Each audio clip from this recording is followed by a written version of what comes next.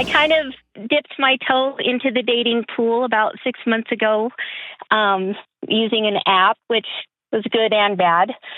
And it was an incredible 6 months, and I feel like I wouldn't trade it for the world. I grew a lot, but I found that when we had our times together, we shared weekends together. It was incredible. It was peaceful. There was great conversation, all of that. But then the in-between times, he would go completely silent. And I know you talk a lot about behavior being a language, and it just got to the place where after 30 days of not hearing at all from him, I decided to call it. And that was very hard. And I'm about a week out grieving all of that. But I just am struggling with a woman at my age. I feel great where I am in my own life, but I want to share life with someone, and it's not easy to know how to do that. Yeah. So wait a minute, Lee. You said you dipped your toe in it. Sounded like you went all into it. It was pretty great. Okay, so what was it like being with somebody new after being with somebody for 27 years? Well, totally different than what I was used to. Mm-hmm. He smelled so good, and I know that sounds weird, but he did. I was married to a car guy. And so he's totally different personality. He's very calm and secure in his life. He was 12 years older than me, which was also kind of weird. But... So is he still married? The guy that I dated? Uh-huh. No. What was he doing during the week? Divorced also. Where he wanted to avoid you? I don't know. I really don't. We lived about 45 minutes apart, so he's a monitor on a school bus just as a way to hang on to benefits until he can retire from a very good job. He was very secure financially. Everything's paid for, and he has a good retirement account. So it was everything that, on paper you look for, especially later in life. But I don't know. I don't know why he went quiet. It could be that I was too much for him. It could be that he wasn't really ready to commit to anything. I don't know. He committed to some pretty wild weekends with you.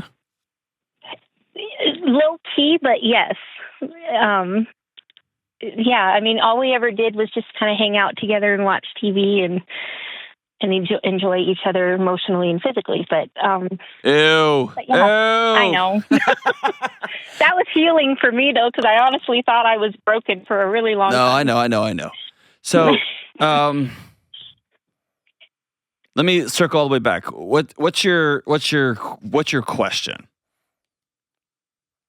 I guess I struggle with.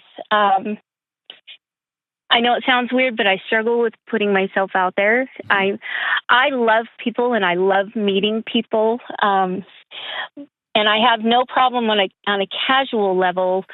Just like the girls at my coffee shop, they all know me and I know them and all of that. But to take it to another level, other than using the dating app, I really would like to try something different. And I just don't know where to do that. I think... I know. Wait, go ahead.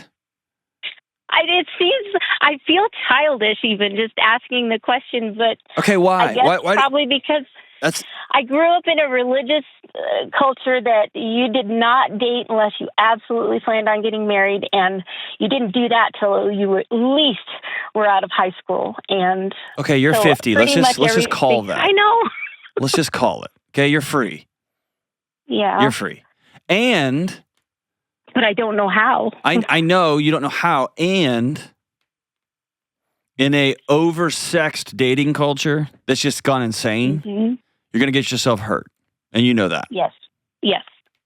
And so there's a balance between, like, some guy has to call your dad and court you or whatever that wildness is and whatever. Right. And has to come over to your house in a covered wagon with a staff and be like, I knock 3 times for 4 goats. Or what, I don't know what happens. Like, there's that.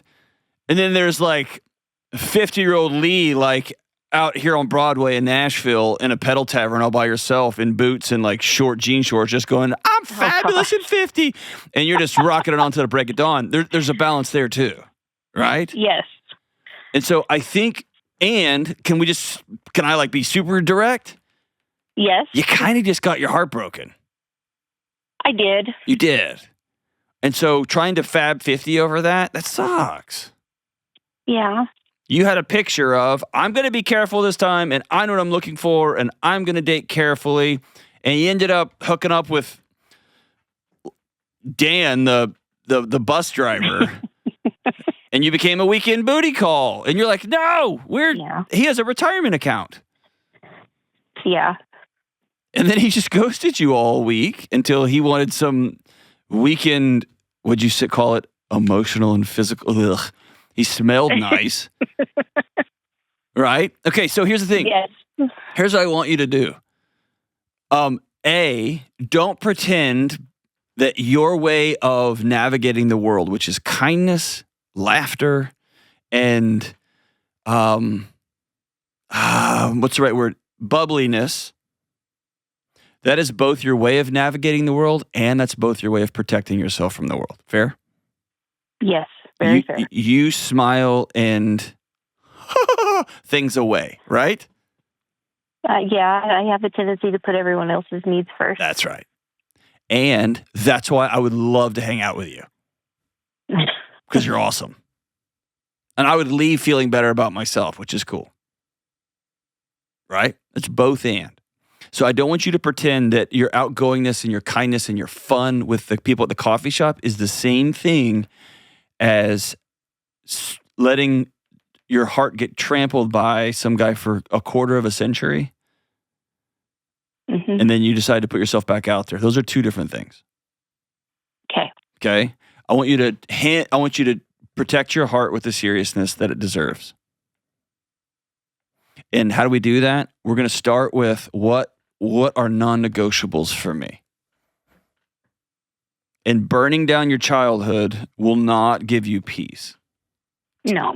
I recognize that, yeah. Looking at your childhood and saying, some of the stuff was nonsensical, some of the stuff was idiotic, and some of the stuff I actually buy into now. I agree with it. Mm-hmm. And so saying, here's going to be my rules about sex, here's going to be my rules about dating. If you don't call me in 3 days, I'm moving on.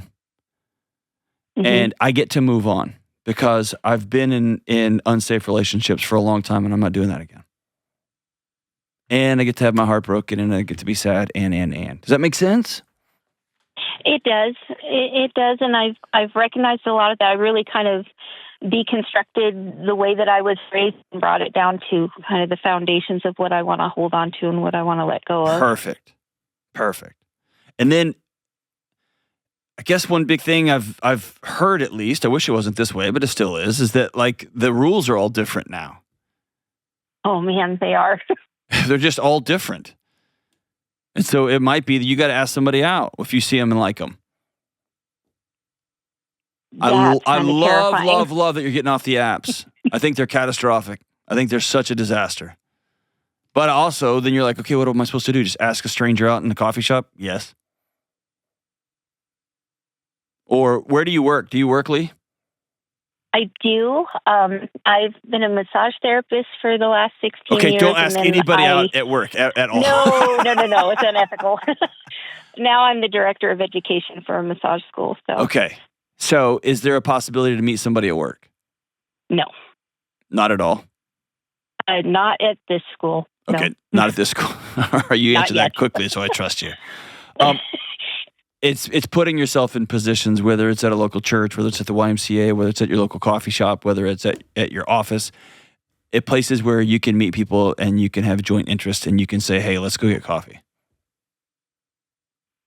And I've been looking at things like cooking classes and different things that I think would be a lot of fun. I'm a little limited in my area. It's a pretty small town.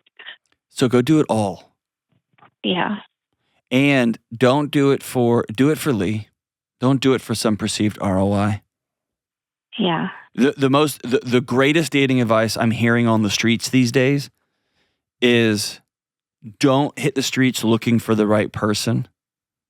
hit the streets to make yourself the absolute best version of yourself possible. Otherwise, you end up squashing, you end up selling out, you end up compromising in ways that you don't like. You end up trying to become something you're not because your end goal is try to catch somebody. Yeah. The other side of that is knowing, dude, I am lovable as I am. I am marryable and I'm going to make myself the best version of myself. What does that mean? I always want to take cooking classes. I'm going. I always want to take karate classes. I'm going. I'm going to start volunteering at the library and reading to little kids because I love watching them laugh. You see what I'm saying? And it's going to feel like there's not an ROI on that. And when you're in those environments and you see somebody and y'all double take each other, one of you has to have the courage to say, hey, I think you're handsome. Will you go get coffee with me? Oh, that's a little daunting. Of course it is. Of course it is. It cannot be more daunting than making out with a bus driver. Well, Dude, I used to drive a bus, so I'm just joking, but that wasn't his profession. I know, I'm just playing. I used to drive a bus for extra money. I have high respect for bus drivers. But here's the thing. 100% of your next steps are going to be awkward and they're going to be full of risk, period. Yeah. All of them. And so do you want to risk this? What I'm about to say is going to sound harsh, okay? And I know that. Mm-hmm. I'm kind of being provocative, but do you want to risk being 70 and alone with a story that I just didn't want to be awkward? Or do you want to take a shot at having some adventures with the cooking class and starting a lawn mowing business? And I'm just making stuff up, but I don't know. It'd be hilarious to be the massage and lawns or whatever. I don't know. But do you want to get out there and live this wild, fun life because you only get one shot? And I'm going to put myself out there. I'm going to ask you out. And I'd rather be 70, be like, dude, I asked out everybody, and they all said no. I hate men. Then I would join you in that. But my belief is, if you're putting yourself in these situations at 50, you don't have any kids, you can go do stuff on weekends, you can go have some fun, you can go have these amazing things, amazing life-giving moments. That's where you're going to make eye contact with somebody, and that's when one of you has to have the courage. And at this point, it's probably going to be you. Yeah. I wish that wasn't the case, but I think that's going to be the way it is. Well, and I want that. I want to be able to grow that way. I've spent the last 2 years really exploring my own boundaries in living, I guess you could say. Mm-hmm. Absolutely. And enjoyed broadening my horizons and everything. It's that one still makes me pretty nervous. Yes. Let that there'd be something weird with you if you weren't nervous. I'm nervous for you. I'm cheering for you so hard. But I'm nervous too. Oh gosh, I hope she doesn't ask somebody out and he's mean to her. I'm nervous for you too. Yeah. But what are you more nervous about? It's just choose your heart. It's really hard to be 50 and want to have a companion just ride or die and to not have one. That's really hard. And it's really hard to go take a cooking class by yourself and sign up for hot yoga by yourself and to see somebody and say, hey, would you like to go get a drink? That's hard too. Both of those paths are hard. The question is, which heart are you going to choose? Yeah. And the hardest of all these things is really saying, this is who I want to be in my back half of my life, values-wise, and I'm not going to budge from these. And then here's some of my beliefs, and I would love to have them challenged by somebody new and exciting. Mm-hmm. That makes sense? It does. Can I tell you, I'm rooting for you so much. Thank you. Oh my gosh, Lee, I'm rooting for you. You have to call us. You have to call us when you get some magic date. Oh, I can't wait. I'm excited for you. But write down those things that you believe and those things that you value. Sign up for a few cool things, a couple of cool classes. And by the way, take a wood shop class. I don't know. Or pottery. Remember Ghost? Kelly is always singing that song. Oh, my... We're like, Kelly, we get it. Actually, you've never sang that song. No. But she does walk around and be like, you guys want to make pottery again? Oh, my gosh. Lee, you're my hero, dude. I love you.